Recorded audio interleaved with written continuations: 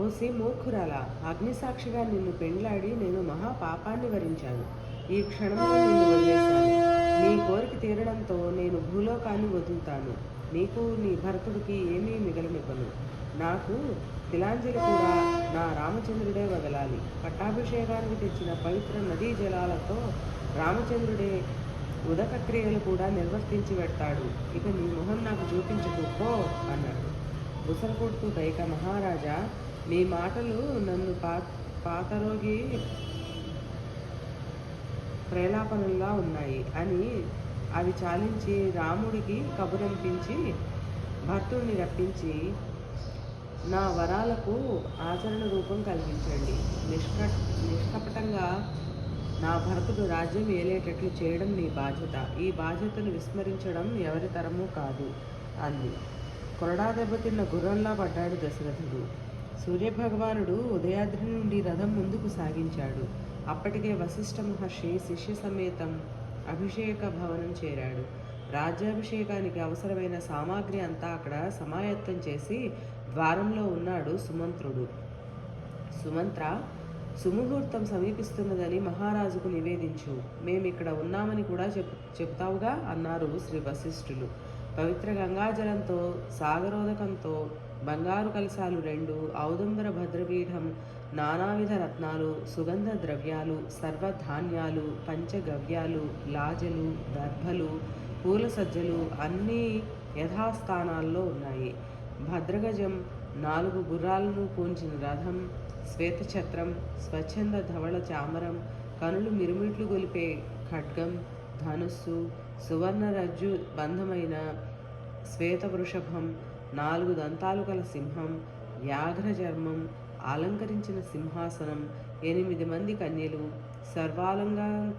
సర్వాంగాలంకృతులైన వానర నారీజనం, పసిడి కాంతులీనే పసుపు పూనిన పాదాలపై పారాణితో, చిరునవ్వులు జల్లే వదనాల కుంకుమ శోభితో, ముత్తైదువుల పౌర జానపదులు, సామంత దండనాథులు, ఋత్విజులు అందరికీ ఆహ్లాదం కలిగిస్తూ మంగళవాద్య ఘోష అన్నీ పరిశీలించి వశిష్ఠులు అందరి ముఖాలలో రాజ్యాభిషేకాలోక నోత్కంఠ గోచరించగా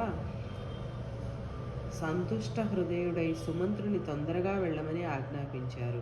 శ్రీ వశిష్ఠుల మాట కంటే వేగంగా సుమిత్రుడు అంతఃపురం వైపు నడిచి ఇక్ష్వాకు వంశీయుల కీర్తిగానంతో శయ్యాగృహ ద్వారం సమీపించి, మహారాజా స్వస్తి. బాలభానుడు తన సహస్ర కిరణాలతో కోసల ప్రజాహృదయాలను అలరిస్తున్నాడు. మన ప్రజలు మీ దర్శనం కోసం ఎదురు చూస్తున్నారు. శ్రీ వశిష్ఠులు తమ శిష్యా సమూహంతో అగ్నికార్యం నిర్వర్తించి వచ్చి మీకోసం వేచి ఉన్నారు. సుముహూర్తం సమీపిస్తున్నదని నివేదించమన్నారు అని తలవంచి నిలబడ్డాడు. ఆప్తన చిపుడు పలికిన పలుకులకెల్లా విషం పూసిన ములుకుల్లా గుచ్చుకున్న దశరథుడు ఎర్రవారిన కన్నులెత్తి చూసి, ఎందుకు నన్ను హింసిస్తావు సుమంత్ర అన్నాడు. మహారాజు నోట వెలువడ్డ మాట విని భయంతో 2 అడుగులు వెనక్కు వేశాడు మంత్రి. అది చూసి కైక, రామరాజ్యాభిషేక హర్షంతో ఆయనకు రాత్రి కన్ను మీద రెప్పవాలలేదు. ఇంకా నిద్రలోనే ఉన్నారు. నువ్వు వెళ్ళి రాముని క్షణం ఆలస్యం లేకుండా ఇక్కడకు తీసుకునిరా అంది. అమ్మ, ఇది మహారాజు ఆజ్ఞ అన్నాడు. రాముణ్ణి చూడాలి, తక్షణం తీసుకురా అన్నాడు రాజు. అంతఃపురం నుండి ఒంటరిగా వస్తున్న సుమంత్రుని వైపు అందరూ ఆశ్చర్యంగా చూశారు. అందరి వైపు నవ్వుతూ చూసి రాముని మందిరానికి చకచకా సాగాడు. అంతిపురి కక్షలు గడించి రథం మీద రామమందిరం చేరి అక్కడ గుమిగూడిన ప్రజా సందోహాన్ని తప్పించుకొని లోపలకు అడుగుపెట్టాడు. ద్వారంలో ఉన్న ప్రతిహారిణులు దిగ్గులు లేచి అంజలి బంధంతో మంత్రికి స్వాగతం పలికారు. తన రాక రామునికి నివేదించమన్నాడు. రాముడు ఆయనను లోపలికి రమ్మన్నాడు. హంసతూలికా తల్పం మీద కూర్చున్న రక్తచందనాలంకృతుడైన రామచంద్రునికి సీత వింజామరం వీస్తున్నది. చిత్రా నక్షత్రంతో కూడిన చంద్రుని వలె ఉన్న రామభద్రునికి వందనం చేసి, కౌసల్యానందన, కైకేయి సన్నిధానంలో ఉన్న దశరథ ప్రభువు నిన్ను చూడాలనుకుంటున్నారు అనగా, ఆ మాట వింటూనే రాముడు పర్యంకం దిగి, జానకి, ఎప్పుడు నా శ్రేయస్సును మహారాజు హితువును కోరే మా పిన్నిగారు రాజ్యాభిషేక విషయంలో ఏవో ముఖ్యాంశాలు ముచ్చటించడానికి కబురు చేసి ఉంటారు. క్షణంలో నేను తిరిగి వస్తాను. ఈ లోపున ఇక్కడ పనులన్నీ పూర్తి చేయించు అని గడప దాటాడు. ద్వారం వరకు వెంట వచ్చిన జానకి తన భర్తను సర్వవిధాలా కాపాడమని దేవతలందరికీ మనసా నమస్కరించింది. అక్కడే ఎదురు వచ్చిన లక్ష్మణుడు అన్నగారిని అనుసరించాడు. ఇరువంకల బారులు తీరి ఉన్న స్నేహితులను పరిజనులను చిరునవ్వుతో తిలకించి కక్షాంతరాలు దాటి సజ్జితమై ఉన్న రథాన్ని అధిరోహించినాడు. మణికాంచన శోభితమైన మేరు శిఖరంలో ఉన్న ఆ నందనం మేఘ గంభీర వదన ధ్యానంతో సాగి రాజమందిరం చేరింది. ఛత్ర చామరాలతో లక్ష్మణుడే రామరక్షలో ఉన్నాడు. రంగురంగుల వస్త్రాలు ధరించి పౌర జానపదులు ఖడ్గాయుధధారులైన సైనికులు జయజయధ్వానాలు చేస్తున్నారు. రాజమార్గాన్ని ఇరువైపులా ఉన్న సౌధ భవనాలలోని నారీమణులందరూ శుచిస్మిత వదనాలతో రామచంద్ర, నిన్ను ప్రసవించి కౌసల్య ధన్యురాలైంది. నిన్ను సింహాసనం మీద చూసినప్పుడు ఆ తల్లికి కలిగే ఆనందానికి హద్దులుండవు. ఏ జన్మలో చేసిన పుణ్యఫలమో నిన్ను భర్తగా పొందగలిగింది జానకీదేవి. నువ్వు చక్రవర్తివి కావడం మా అదృష్టం అనుకుంటూ సంతోషించారు. రాముని స్నేహితులందరూ అపరిమితోత్సాహంతో స్వాగత గీతాలు జయజయ సల్లాపాలు సాగించారు. రామగుణ శ్రవణము, రామరూప దర్శనము ఈ రెండే అయోధ్య పౌరులకు క్రతువులయ్యాయి. రాముని దర్శించని వాడు ఆనాడు అదృష్టహీనుడే. రాముడు సర్వ వర్ణాశ్రమ ధర్మరక్షకుడు కాగలడని వారందరూ విశ్వసించారు. రామభద్రుడు కేకేయి భవనంలో అడుగుపెట్టాడు. వివర్ణవదనుడై శోక సముద్రంలో మునిగిన తండ్రిని చూశాడు. ఆయన పాదాలకు వందనం చేసి కేకేయికి నమస్కారం చేశాడు. అక్కడి స్థితిగతులు తండ్రి దశ చూసేసరికి త్రాచును తక్కిన సామాన్యుని వలె భయపడ్డాడు. బాధ నిండిన గుండెతో వేడి నిట్టూర్పులు విడిచే దశరథుని చూస్తున్న రాముని హృదయం కల్లోలిత సాగరం అయ్యింది. అసత్యం పలికిన మహర్షి పడే వేదన తండ్రి ముఖంలో కనిపించింది. పాదాభివాదం చేసిన ఆయన ఆశీర్వచనం పలకలేదు. ఏ ఆవేశంతో ఉన్నా కంటపడితే పరవశించి ఆలింగనం చేసుకునే అలవాటు. ఇప్పుడు ఆయన నోట పలుకే లేదు. కొన్ని క్షణాలు అలానే అచేతనంగా నిలబడి పినతల్లి వైపు తిరిగి, అమ్మ, నాన్నగారు ఇంత విషాదంలో ఉన్నారు. నేనేమైనా కూడని పని చేశానా? కాక వారికి మానసికంగా కానీ శారీరకంగా కానీ ఏమైనా అనారోగ్యం ఏర్పడిందా? భరత శత్రుఘ్నులకు కానీ నాకు కానీ పూజ్యులైన మా మాతృమూర్తులకు కానీ అశుభ సూచనలు ఏమైనా తెలిసాయా? మానవుడికి జన్మను అనుగ్రహించే ప్రత్యక్ష దైవమైన తండ్రి క్లేశాలు పడుతుంటే చూస్తూ ఊరుకునేవాడు తనయుడే కాదు. నా మీద కోపం వచ్చి ఆయన ఈ స్థితిలో ఉంటే నేను క్షణం కూడా ప్రాణాలతో ఉండను. అమ్మ, ఆయన మనసును బాధ కలిగే మాటలు మీరేమీ అనలేదు కదా? ఇంతకు ఏం జరిగిందో త్వరగా చెప్పమ్మా అని ప్రార్థించాడు. రామ, మీ నాన్నగారికి ఏ విపత్తులు నెత్తిమీద పడలేదు. దుఃఖానికి కారణాలు లేవు. నీ మీద కోపమూ లేదు. అయితే మనసులోని మాట నీతో చెప్పడానికి భయపడుతున్నారు. నీకు అయిష్టం కలిగించే మాటలు ఆయన నోటితో చెప్పడానికి బాధపడుతున్నారు. ఆయన దుఃఖం తగ్గించాలి అంటే నువ్వు ఒక పని చేయాలి. సావధానంగా విను అని కేకేయి పరమ గంభీరంగా అచంచలంగా చాలా రోజుల క్రితం మాట. దేవాసుర సంగ్రామంలో మీ నాన్నగారు దేవతల సహాయంగా వెళ్ళినప్పుడు ఆయనకు నేను ఒక మేలు చేశాను. అందుకు సంతోషించి నాకు 2 వరాలు ఇచ్చారు. ఆ ఇచ్చిన వరాలు తీర్చవలసి వచ్చేసరికి బాధ కలిగింది. పాపం, సమస్త ధర్మాలకు సత్యం మూలం కదా. క్రోధావేశంతో మీ నాన్నగారు సత్యవ్రతాన్ని విడిచిపెట్టబోతున్నారు. నీ మీద ప్రేమ వల్ల ఆయన చెప్పుకోకపోయినా ఆయన సహధర్మిణిగా నేను చెప్తున్నాను. అది మంచి కావచ్చు, చెడైనా అవ్వచ్చు. నువ్వు నెరవేర్చగలవని మాట ఇస్తే నేను చెప్తాను అంది. రామచంద్రుడు వినయంగా చేతులు జోడించి, అమ్మ, ఇంతకాలంగా నన్ను ఎరిగిన మీరే ఇలా మాట్లాడుతుంటే నాకు చాలా భయంగా ఉంది. నా స్వభావం మీకు తెలిసిందే కదా, తెలియంది కాదు కదా.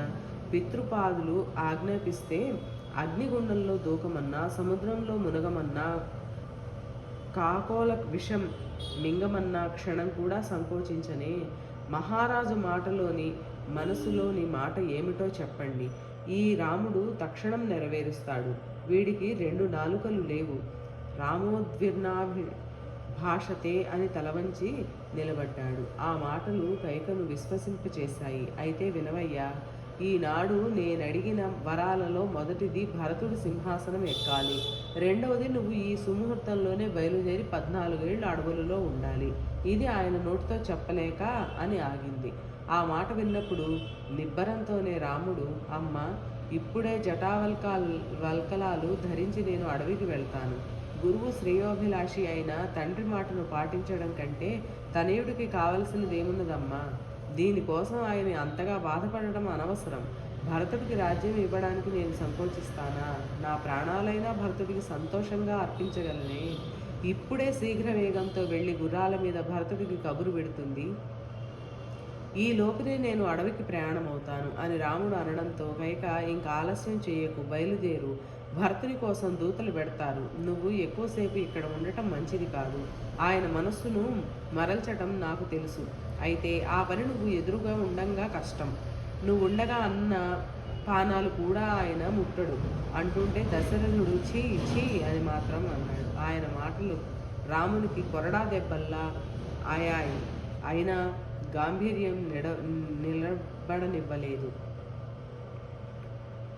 గాంభీర్యం సడలనివ్వలేదు. అమ్మా, నన్ను మీరు ఎరుగుదురు. పవిత్ర ధర్మపాలనమే నా నియమం. అర్థానికి దాసుడిని కాదు. ఈ క్షణం వరకు పితృవాక్పాలనలో ప్రమత్తుణ్ణి కాలేదు. ఆయన నోటితో చెప్పకపోయినా మీ మాట మీద అరణ్యానికి వెళ్తున్నాను. 14 ఏళ్ళు కాదు, అసలు ఇంకా అయోధ్యకే రాను. ఇప్పుడే వెళ్ళి మా అమ్మకు సీతకు ఈ విషయం చెప్పి బయలుదేరుతాను. నేను వెళ్ళగానే భరతుడు సింహాసనం అధివసించి తండ్రి గారి సేవలో ఉండేటట్లు చూడండి అని రామచంద్రుడు అంటుంటే విన్న దశరథుని గుండెల్లో పొంగే దుఃఖాన్ని ఆపుకోలేక ఘోరున విలిపించాడు. రాముడు తండ్రికి ప్రదక్షిణం చేసి కేకేయికి పాదాభివందనం చేసి మందిరం విడిచాడు. వెనుకనే ఉన్న లక్ష్మణస్వామి క్రోధావిషాద మూర్తి అయి అన్నను అనుసరించాడు. రాముడు కేకేయి భవనానికి వెళ్తున్నప్పుడు ఎలా ఉన్నాడో రాజ్యాభిషేక భంగవార్త విన్నా అలానే ఉన్నాడు. చకచకా సాగుతున్నాడు. ఛత్ర చామరాది రాజలాంఛనాలు పరిచయించాడు. ప్రశాంత వదనుడై కౌసల్యాదేవి మందిరానికి వెళుతున్నాడు. ఇక్కడ జరిగిన కథ క్షణాలలో అంతఃపురం అంతటా అభివ్యాపిస్తుంది. రాణివాసం ఒక పెట్టున విలపించింది. అది చెవినబడ్డ దశరథుని గుండె మరింత వేదనాభారమైంది. కౌసల్య మందిర ద్వారం చేరిన విప్ర, బాల, స్త్రీ, వృద్ధులందరూ జయజయధ్వానాలతో రామునికి దారి ఇచ్చారు. పూజా మందిరంలో ఆనందవల్లిలా ఉన్న తల్లి కౌసల్య రాత్రి జాగరణం చేసి కొడుకు శ్రేయస్సు కోసం విష్ణుదేవుని ఆరాధించి మంత్రసహితంగా అగ్నికి హోమం జరుగుతున్నది. ఆత్మానందుని చూస్తూ మహా ఆనందంతో ఎదురు వెళ్ళింది. రాముడు తల్లి పాదాలకు అభివాదం చేశాడు. ఆమె కొడుకును గాఢంగా ఆలింగనం చేసుకుంది. ఎన్నెన్నో ఆశీర్వచనాలతో ముంచెత్తింది. రామచంద్రుడు తల వంచి ఆవిడ చేతులు పట్టుకొని, అమ్మ, ఈ వార్త నీకు ఇంకా అంది ఉండదు. రాజాజ్ఞానుసారం నేను ఈనాడే దండకారణ్యానికి వెడుతూ నీ సెలవు కోసం వచ్చాను. అడవిలో దర్భాసనం మీద కందమూలాల్లో ఫలాలు భుజిస్తూ 14 ఏళ్ళు గడిపి రమ్మని రాజాజ్ఞ. నీకు విదేహ రాజనందనకు లక్ష్మణుడికి మంచి రోజులు కావివి. ఈ సింహాసనం భరతుడికి ఇస్తున్నారు మహారాజు అన్నాడు. మొదలు నరికిన అరటిబోదలా కూలిపోయింది ఆ తల్లి. నెమ్మదిగా ఆమెను లేవదీసి దగ్గరగా కూర్చోబెట్టుకున్నాడు రాముడు. కొద్ది క్షణాలలో అయోమయావస్థలో నుండి తేరుకుంటూ కౌసల్య, నాయనా, నువ్వు నా కడుపున పడకపోయినా ఈ అవస్థలు ఉండేవి కాదురా. గుడ్రాలిననే బాధ ఒక్కటే. పట్టమహిషినై ఉండి ఇంతకాలం సామాన్య స్త్రీ పడే యాతనలు పడ్డాను. సవతులు తిరస్కారాలతో ఎంతగా కుమిలిపోయాను. నిన్ను కన్న క్షణం నుంచి సర్వబాధలు విస్మరించి నీ మీదనే నా ఆశలన్నీ పెంచుకుంటున్నాను. ఇప్పుడు నువ్వు నన్ను వదిలిపోతున్నావు. ఇంతవరకు కేకేయి పరిజనం నన్నెన్ని విధాల హింసించారో నువ్వెరుగవు. నువ్వు లేకపోతే నాకు మరణమే శరణ్యం. మాశ్చర్యమూర్తి భవించిన కైక ముఖం చూడలేను. నువ్వు రాజువి అవుతావని నా బాధలన్నీ వదిలిపోతాయని అనుకుంటూ ఇంతవరకు బతికాను. గుండె రాయి చేసుకొని ఆ ఆశతోనే నేటి వరకు ఊపిరి పీలుస్తున్నాను. ఇప్పుడు నువ్వు అడవికి వెళ్తున్నావని చెప్పినా బలవంత బద్దల వసంత పాషాణ దశలో ఉంది నా గుండె. ఇటు పుత్రవియోగం, అటు సవతి మాత్సర్యం. నేటి వరకు నేను చేసిన వ్రతదానాల ఫలం ఇదేనా అని విలపిస్తూ తలదించుకుంది. అంతవరకు క్రోధాన్ని దిగమింగుతూ బుసగొడుతున్నట్లు శ్వాస విడిచే లక్ష్మణస్వామి, అమ్మా, రామచంద్రుడు రాజ్యం విడిచి అడవికి వెళ్ళడం నాకేమాత్రం ఇష్టం లేదు. వయసు పండి వార్ధక్యం వంచిన వంశవధుడై విషయలాలనుడై చరించి చక్రవర్తి ఏం మాట్లాడినా మాట్లాడతాడు. ఈయన అన్న ఏ అపరాధం చేశాడని అడవికి పంపుతున్నాడు? గర్భశత్రువు కూడా వేలెత్తి చూపడానికి ఈయన చేసిన దోషం లేదే. అదీ కాక మహారాజు ద్వితీయ బాల్యంలో ఉన్నాడు. బాలుడి మాటను లెక్క చేయగనవసరం లేదు అని అన్నగారి వైపు తిరిగి, రామచంద్ర, ఈ లక్ష్మణుడు ఉండగా ఎవరి భయం లేదు. నీ వైపు కన్నెత్తి చూడగలవాడు లేడు. నీ ఏలుబడిని కాదంటే ఈ అయోధ్యనే సర్వనాశనం చేసేస్తాను. భరతుని పరిజనం తిరగబెడితే వారందరూ యమసదనం చేరవలసిందే. మంచివాళ్లే లోకంలో పరాభూతులవుతూ ఉంటారు. కేకేయి మాటల వల్ల మహారాజు ఇంత అఘాయిత్యానికి తలపడ్డాడు. ఆయన మనస్సులోనే ఈ దురూహపు పుడితే ఉత్తర క్షణంలో వధించవలసిందే. విచక్షణ నశించిన గురువునైనా దండించవలసిందే అని ధర్మశాస్త్రం ఘోషిస్తోంది. గురోర వ్యపిలితస్య కార్యకార్యమజానతః ఉత్పదం ప్రతిపన్నస్య కార్యం భవతి శాసనం. మహారాజు ఏ అండ చూసుకొని నీ రాజ్యం కేకేయికి ధారపోయదలిచింది తెలియడం లేదు. నిన్ను నన్ను కాదని రాజ్యాన్ని భరతునికి ఇచ్చే శక్తి ఎవరికుంది అని తల్లివైపు తిరిగి, అమ్మ, సత్యమే ప్రమాణంగా ఈ ధనస్సు సాక్షిగా చెబుతున్నాను. నేను సర్వాత్మాన నా అన్నగారికే బద్ధుడిని. రాముడు ఎక్కడ ఉంటే లక్ష్మణుడు అక్కడే. అది అడవైనా అగ్నిగుండమైనా సరే. ప్రభాకరుడు పటలాన్ని ఛేదించినట్లు నేను మీ దుఃఖాన్ని హరిస్తాను. ముసలితనంలో మతి తప్పి కేకేయి మీద మనస్సు తిప్పుకోలేని తండ్రిని తెగటారుస్తాను అంటున్న సౌమిత్రి పలుకులు విని కన్నీర ఆగని కౌసల్య, రామభద్ర, విన్నావా తమ్ముడి మాటలు? సవతి తల్లి అధర్మానికి ఒడిగడితే దానికి తలవొగ్గి కన్నతల్లిని దుఃఖసాగరంలో విడవడం న్యాయమేనా? ధర్మపదానువర్తనమే నీ లక్ష్యమైతే మాతృసేవ పరాయణుడై ఇక్కడే ఉండు. నిన్ను విడిచి క్షణం నేను జీవించలేను. నువ్వు అడవికి వెళ్ళిన క్షణంలో ప్రాణం విడుస్తాను. మాతృహత్యా దోషం నిన్ను చుట్టుకుంటుంది అని విలపిస్తుంటే రామచంద్రుడు, అమ్మా, నాన్నగారి ఆజ్ఞను ఉల్లంఘించే శక్తి నాకు లేదు. అందుకే నా ప్రార్థన మన్నించు. పితృవాక్య పాలనం పరమోత్తమ ధర్మం కనుకనే పరశురాముడు కన్న తల్లినే ఖండపరశువుకి ఎరవేశాడు. అలా ఎందరో మహాపురుషులు ఉన్నారు. వారిని ఆదర్శంగా ఉంచుకుని నడవడమే నాకు శరణ్యం అని రామచంద్రుడు తమ్ముని వైపు తిరిగి, లచ్చి, నా మీద నీకున్న గౌరవ ప్రేమాభిమానాలు అనన్యమైనవి. నీ శక్తి, సాహసం, తేజస్సు ఎంతటివో ఎరుగుదును. అమ్మగారి దుఃఖ తీవ్రత తెలుసు. అయినా సత్యాన్ని, శాంతాన్ని విస్మరించి నువ్వు మాట్లాడటం న్యాయం కాదు.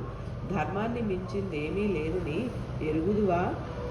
సత్యాన్ని మించిన ధర్మం లేదు. కనుకనే నాన్నగారి సత్యవ్రత నిర్వహణకు నేను దీక్ష వహించాను. అయితే ఈ మాట నాన్నగారిది కాదని, కైకమ్మదని అంటావేమో, కానీ ఆయన మనసులో ఉన్నదే ఇది. అందుచేతే నువ్వు కూడా నేను ఆలోచించే దారినే సక్రమంగా మనసును నడుపు అని తల్లివైపు తిరిగి, అమ్మ, 14 ఏంటంటే ఎంతమ్మా? క్షణాలలో పూర్తి చేసి వస్తా. ఆశీర్వదించి పంపమ్మా. దుఃఖం విడిచి శ్రద్ధతో మహారాజును సేవించు. ఆయన నీ భర్త. వారి ఆజ్ఞ పాలనం మనకు పరమధర్మం అన్నాడు. కౌసల్య దుఃఖంతోనే నేను కూడా అడవికి వస్తాను అంది. లక్ష్మణుడి కన్నులలో ఎర్రజీరలు ప్రవహిస్తూనే ఉన్నాయి. ఇద్దరిని చూసిన రాముని గుండె సంకటంలో పడింది. అమ్మ, అర్ధకామాలు రెండూ ధర్మబద్ధంగా ఉండాలి. తద్భిన్నంగా ఉంటే నేను సహించను. మహారాజు నా తండ్రి, గురువు, సర్వదా పూజ్యుడు. ఆయన ఏ దృష్టితో, ఏ ఊహతో, ఏ మాట అన్నా నేను పాటించక తప్పదు అని తమ్ముని చూసి, లచ్చి, ధర్మపురుషుడైన భర్త జీవించి ఉండగా పతివ్రత ధర్మపరాయణురాలైన ఈవిడ అనాథ వలె నా వంట అడవికి రావడం అనుచితం. తన అమృత హృదయంతో నన్ను ఆశీర్వదించి పంపాలి. అదే నాకు శ్రేయస్సు. తుచ్చమైన రాజ్యకాంక్షతో జీవన ధర్మాన్ని విడుచుకుంటావా? అని నిశ్చలంగా నిలబడ్డాడు. ఆ మాటలకు కూడా లక్ష్మణుడి మనసు మారలేదు. రోషపూరితాలై ఉన్నాయి ఆయన నయనాలు. కుపిత భుజంగా బుసకొడుతున్నట్లు ఉన్నాడు. చూసిన రామచంద్రుడు మెల్లగా, తమ్ముడు, రోషం, శోకం నీ వంటి వాడి దరిదాపులకు కూడా రాకూడదు. ధైర్యం, నిగ్రహం ఉండాలి. పట్టాభిషేకం కోసం సమకూర్చిన ఈ సర్వ సంభారాలు పక్కకు పెట్టించు. ఇవి కంటపడుతుంటే నీ హృదయం మరింతగా రోష వశీభూతం అవుతుంది. ఇంకా ఇక్కడ ఆలస్యం అయితే కైకమ్మ నన్నే శంకించగలదు అని నేను సహించలేను. ఎవరూ నన్ను అనుమానించరాదు. నాన్నగారు సత్యపరాక్రముడు, సత్యసంధుడు. ఈ వ్రతం చెడితే పరలోకాలు చెడతాయి కదా ఆయనకి. ఈ వార్ధక్యంలో అటువంటి స్థితి కొడుకులు కలిగించకూడదు. నేను అడవికి వెళ్ళగానే భరతుడికి పట్టాభిషేకం జరిపించి పిన్నిగారు ఆనందిస్తారు. సముచిత సంకల్పంతో వివేకవంతురాలైన పిన్నిగారిని దోషిగా భావించడం న్యాయం కాదు. భరతుడి కంటే ఆప్యాయంగా నన్నే చూసే కైకమ్మను నిందించడం అన్యాయం. ఈనాడు అడవి ఆవిడ తన కొడుకుని సింహాసనం ఎక్కించి నన్ను అడవికి పంపుతుందంటే అదేదో దైవ సంకల్పమే తప్ప మరొకటి కాదు. అలా కాకపోతే భర్త ఎదురుగా ఉండగా ఆవిడ పరమ ప్రాకృత స్త్రీ వలె మాట్లాడి నన్ను అంతగా బాధ పెట్టేది కాదు. అందుచేత విధిని ఎదిరించడానికి సాహసించకు. మహామహులే విధికి తలవంచి వెళ్ళిపోయారు. మనమెంత అభిషేక భంగానికి నేను చింతించను. నువ్వు క్రోధాన్ని విడిచి నా వలె ఆలోచించు. రాజ్యం వనవాసో మహోదయ. రాజ్యం కంటే వనవాసమే నాకు శ్రేయస్కరం అని ఎంత చెప్పినా లక్ష్మణుని కోపం తగ్గలేదు. కనుబొమలు మరింత ముడిపడ్డాయి. పుట్టలోని పాములా బుసకొట్టి కుపిత మృగేంద్రునిలా ముఖం ఎర్రజేసి మత్తేభ శుంఢాల సదృశ్యమైన దక్షిణ హస్తం పైకెత్తి తల పైకెత్తి పక్కకు తిప్పి, రామచంద్ర, నీ వంటి పౌరుషశాలి క్షత్రియ యోధుడు పలకవలసిన మాటలు కావివి. దుర్బలుడు, దీనుడు, అశక్తుడు మాట్లాడాలి ఈ మాటలు. ధర్మపరాయణుడైన నువ్వు అధర్మవర్తనుల ఎత్తులు గ్రహించలేక పాపబుద్ధులను విశ్వసిస్తున్నావు. పోనీ నువ్వే అన్నట్లు వారు సుగుణ సంపన్నులు, సచ్చరిత్రులు, ధర్మపరులు అనుకుందాం. ఈ వరాలు ఎప్పుడో ఇచ్చినవే అని అంగీకరించిన నిన్ను కాదని ఈ రాజ్యాన్ని ఎవరికో ఇవ్వడం ద్రోహం చింతం కాదా? నువ్వు ధర్మాన్ని గురించి ఎలా చెప్పావు? ధర్మం నీ బుద్ధిని వంచిందని మర్చిపోయావు. కైకమ్మకు లొంగి వార్ధక్యంతో వివేచన కోల్పోయిన మహారాజు ధర్మవిరుద్ధంగా చరిస్తుంటే దాన్ని నువ్వు అంగీకరించడం కంటే దోషం లేదు. నువ్వు కర్మవీరుడు అని మర్చిపోతున్నావు. మాతాపితృ రూపంలో ఉన్న శత్రువులకు అనుకూలంగా నడుస్తున్నావు. నువ్వన్నట్లు ఇది దైవ ప్రేరణే అయినా లక్ష్యం చేయవలసిన పరాక్రమ శూన్యుడవు కాదే. ఆత్మగౌరవం గల వీరుడు దైవానికి తలవొగ్గడు. పురుషకారం దైవాన్ని ఎదిరించి నిలబడుతుంది. దైవంగా భాషించే విధి పురుష పౌరుషం రెండింటిలోనూ ఏ బలిష్టమైనదో ఇప్పుడే తేలాలి. పౌరుషం అనే అంకుశంతో దైవం అనే మత్తేభాన్ని వశం చేసుకుని ఈ పట్టాభిషేకం జరిపించి చూపుతాను. లోకాలు, లోక పాలకులు అందరూ నా ముందు తలవాంచాలి. ఇక ఈ దశరథ మహారాజు ఎంత? పుట్టపన్ని నిన్ను అడవులకు పంపడానికి ప్రయత్నించేవారే అడవుల పాలవుతారు. పైగా ఈ వాంఛ నాన్నగారిది కాదు, ఇది ఆవిడ తలలో పుట్టినది.